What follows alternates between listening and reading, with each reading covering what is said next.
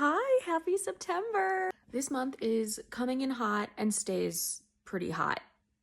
Sorry. We have planets changing signs. We have a planet stationing retrograde. So on Monday, September 1st, that's Labor Day, Saturn whose retrograde is moving back into Pisces, and it's in Pisces through next February. And then on Tuesday, September 2nd, Mercury is entering Virgo. This is nice. Mercury is domiciled and exalted in Virgo, so all of the details that Mercury likes to collect, Virgo helps make use of those kind of like fine details. So Mercury is in early Virgo, Uranus is in early Gemini, and as soon as Mercury enters Virgo, it's going to come immediately into a square with Uranus in Gemini.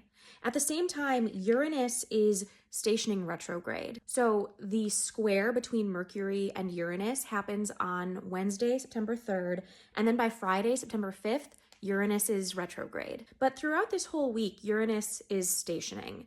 Uranus is the planet of the unexpected, of rebellion and innovation. Hey, I hope you're enjoying the video. I'm just popping in to remind you that I post a lot more content throughout the week over on my Patreon. You can find it at the link in bio. It's Delphi Astro. I hope that you will consider joining me over there. I would love to see you. That's it. Okay, enjoy the rest of the video. Bye. Uranus and Uranian themes are particularly loud this week because Mercury is making an aspect with Uranus. Mercury is the planet of communication. So you think of like a reporter kind of approaching Uranus and being like, what do you have to say?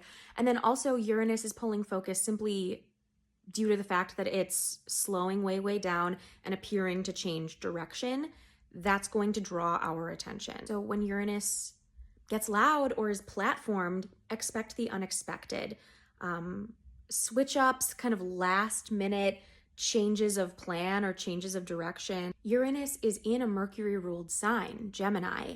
And while Mercury right now is in Virgo, which is a lot more exacting and really focused on efficiently using ideas, Gemini is more about the collection of ideas in general.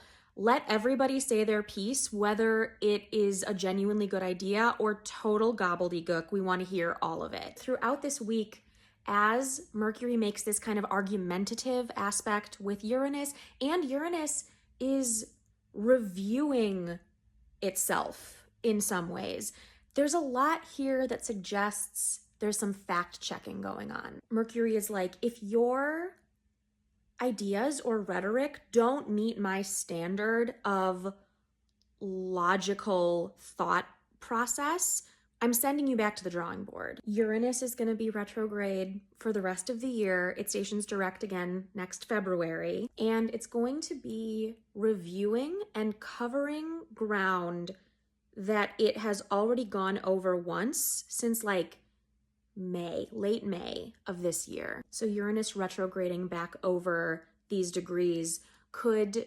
manifest sometimes as like an unexpected reversal of a plot point that occurred between May 20th and now. I'm particularly interested in all of the things that have happened since Uranus entered Gemini, because Uranus entered Gemini in early July. It's going to go back all the way through those early moments of Gemini and back into late Taurus. Anything kind of new or innovative or unexpected that's happened in your life since early July especially, we're getting another dose of like, it's either clarification of like, oh, this is what that total rug pull really meant for me, or it could be some additional surprises, something that we thought was kind of stable or set in stone is not stable or set in stone anymore. Some things, these are just examples of some things that have happened since Uranus and kind of like as Uranus entered Gemini. It's been in early Gemini. Right as Uranus entered Gemini, that was when the current regime started kind of floating this talking point or this narrative that like, Epstein files, those don't exist, and also nobody cares. This was also around the time that people started really heavily speculating on the president's poor health. you want to think about kind of wild, potentially like conspiracy theory kind of stuff that has been happening simply because Gemini is a talker. Gemini wants to gossip. And Uranus is kind of the tinfoil hat, like way out there, who actually turns out to be not crazy. Sometimes Uranus is truly just kind of out there and crazy, but sometimes Uranus knows what they're talking about, and we end up being the foolish ones for being like, that's way too out there. I think what I'm trying to say is Uranus moves the Overton window. Uranus is kind of outside of what we consider to be like normal or typical topics of discussions or lines of thinking.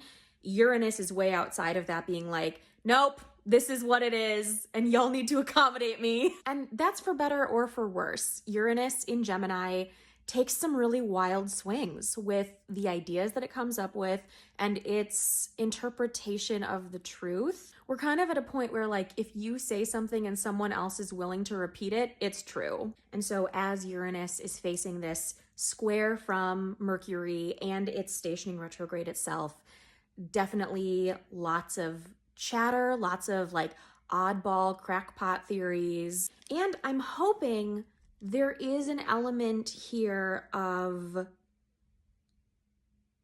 fact checking. You've disseminated your bullshit rhetoric, and now I have the receipts to back up the fact that you lied about it the whole time. And we all kind of knew you were lying because what you were saying was crazy. But Mercury in Virgo comes in with the paperwork, the receipts, the hard proof. I mentioned this in my most recent post on Patreon.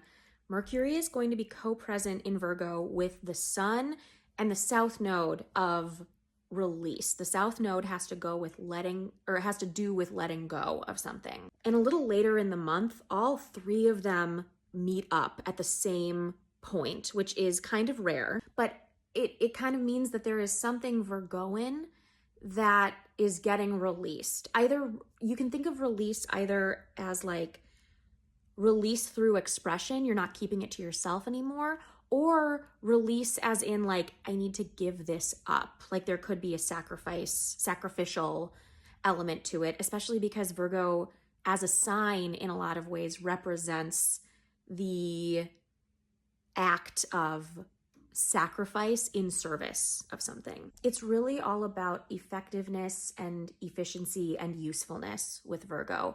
Virgo has absolutely no problem saying, this doesn't benefit me, so I'm cutting it out. Anyway, definitely this first week in September will have some surprises for us. I hope this was helpful and interesting. I'd love to hear how this astrology is treating you. If you want to leave me a comment and a like. I want to thank you for watching. Thank you for being here. Good job today. Good luck out there.